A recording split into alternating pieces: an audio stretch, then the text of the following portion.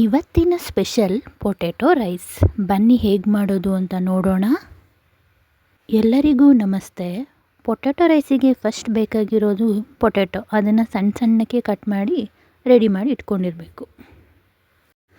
ಮೊದಲಿಗೆ gas on ಮಾಡಿ ಅದರ ಮೇಲೆ ಒಂದು ಪಾತ್ರೆ ಇಟ್ಟು 2-3 ಸ್ಪೂನ್ ಆಗುವಷ್ಟು ಎಣ್ಣೆನ ಹಾಕ್ಕೊಳ್ಳೋಣ. ಎಣ್ಣೆ ಬಂದು ನಿಮ್ಗೆ ಹೆಂಗೆ ಬೇಕೋ ಹಂಗೆ ಹಾಕ್ಕೊಳ್ಳಿ. ನಾನಿನ್ನು ಸ್ವಲ್ಪ ಜಾಸ್ತಿನೇ ಹಾಕ್ತಿದ್ದೀನಿ. ಈಗ ಎಣ್ಣೆ ಬಿಸಿಯಾಗಿದೆ. ಇದಕ್ಕೆ ಒಂದು ಅರ್ಧ ಸ್ಪೂನ್ ಸಾಸಿವೆ, ಅರ್ಧ ಸ್ಪೂನ್ ಜೀರಿಗೆ ಮತ್ತು ಹಾಗೆ ಅರ್ಧ ಸ್ಪೂನ್ ಸೋಂಪು, ಇವು ಮೂರನ್ನು ಹಾಕಿ ಎಣ್ಣೆಯಲ್ಲಿ ಸ್ವಲ್ಪ ಫ್ರೈ ಮಾಡ್ಕೋಬೇಕು. ಈಗ ಇದೆಲ್ಲ ಚೆನ್ನಾಗಿ ಫ್ರೈ ಆಗಿದೆ. ಈಗ ಇದಕ್ಕೆ ಸಣ್ಣದಾಗಿ ಕಟ್ ಮಾಡಿರೋಂತಹ ಈರುಳ್ಳಿನ ಸೇರಿಸ್ಕೊಂಡು ಎಣ್ಣೆಯಲ್ಲಿ ಒಂದು 5-10 ನಿಮಿಷ ಇದನ್ನು ಚೆನ್ನಾಗಿ ಫ್ರೈ ಮಾಡ್ಕೋಬೇಕು.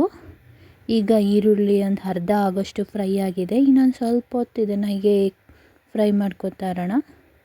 ಈರುಳ್ಳಿ ಚೆನ್ನಾಗಿ ಫ್ರೈ ಆದರೆ ಇದರ ಟೇಸ್ಟ್ ಚೆನ್ನಾಗಿರುತ್ತೆ. ಈಗ ಇದಕ್ಕೆ ಸಣ್ಣದಾಗಿ ಕಟ್ ಮಾಡಿರೋಂಥ ಟೊಮೆಟೊನ ಸೇರಿಸ್ಕೊತಿದ್ದೀನಿ.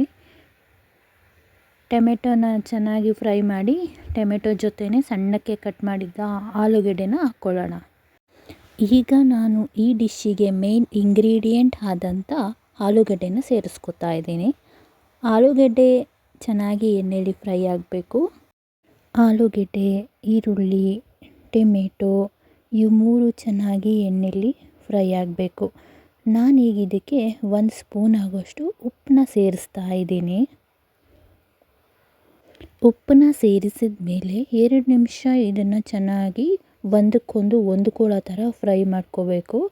ಆಲೂಗೆಡ್ಡೆ, ಈರುಳ್ಳಿ, ಟೊಮೆಟೊ ಎಲ್ಲ ಚೆನ್ನಾಗಿ ಹೊಂದ್ಕೊಂಡ ಮೇಲೆ ಇದಕ್ಕೆ ನಾನು 1 ಲೋಟ ಆಗುವಷ್ಟು ನೀರನ್ನು ಯೂಸ್ ಮಾಡ್ತಿದ್ದೀನಿ.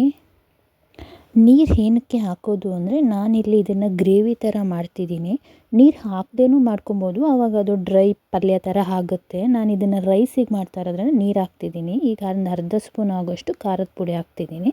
ಖಾರ ನೀವು ನೋಡ್ಕೊಂಡು ಹಾಕ್ಕೊಳ್ಳಿ. ಈ ಗ್ರೇವಿಲಿ ಆಲೂಗಡ್ಡೆ ಒಂದು 2-3 ನಿಮಿಷ ಆಗುವಷ್ಟು ಬೇಯಬೇಕು. ಅದಕ್ಕೆ ನಾನೀಗ ಒಂದು ಪ್ಲೇಟ್ ಮುಚ್ಚಿ ಇದನ್ನು ಬೇಯಕ್ಕೆ ಬಿಡ್ತಿದ್ದೀನಿ. ಆಗಾಗ ಪ್ಲೇಟ್ ಓಪನ್ ಮಾಡಿ ತಿರುವು ಕೊಡ್ತಾ ಇದನ್ನು ಬೇಯಿಸ್ತಾ ಇರೋಣ. ಈಗ ಒಂದು 3 ನಿಮಿಷ ಆಗಿದೆ. ಈಗ ನಾನು ಒಂದೇ ಆಲೂಗಡ್ಡೆನ ತೊಗೊಂಡು ಪ್ರೆಸ್ ಮಾಡ್ತಿದ್ದೀನಿ. ಇದು ಪ್ರೆಸ್ ಮಾಡಿದಾಗ ಒಂದು 90% ಆಗುವಷ್ಟು ಆಲೂಗಡ್ಡೆ ಬೆಂದಿರಬೇಕು. ಇನ್ನೊಂದು 10% ಅದು ಬಿಸಿಗೆ ಬೇಯ್ಕೊಳ್ಳುತ್ತೆ.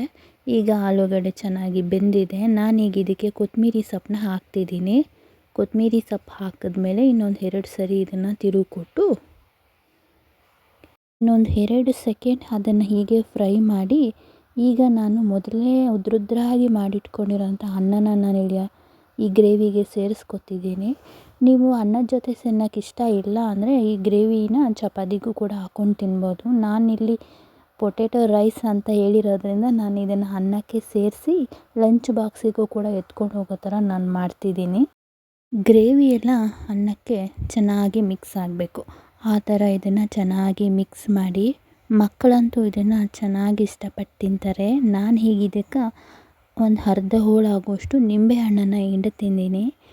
ಈ ನಿಂಬೆಹಣ್ಣನ್ನು ಹಿಂಡೋದ್ರಿಂದ ಇದು ಚಿತ್ರಾನ್ನ ಥರ ಚೆನ್ನಾಗಿರುತ್ತೆ, ಹುಳಿ ಹಾಗೆ ತಿನ್ನೋಕ್ಕೆ. ನಿಮಗೆ ಬೇಕಿದ್ದರೆ ಹಾಕ್ಕೋಬೋದು, ಇಲ್ಲಾಂದರೆ ಹಾಗೇನೂ ತಿನ್ಬೋದು.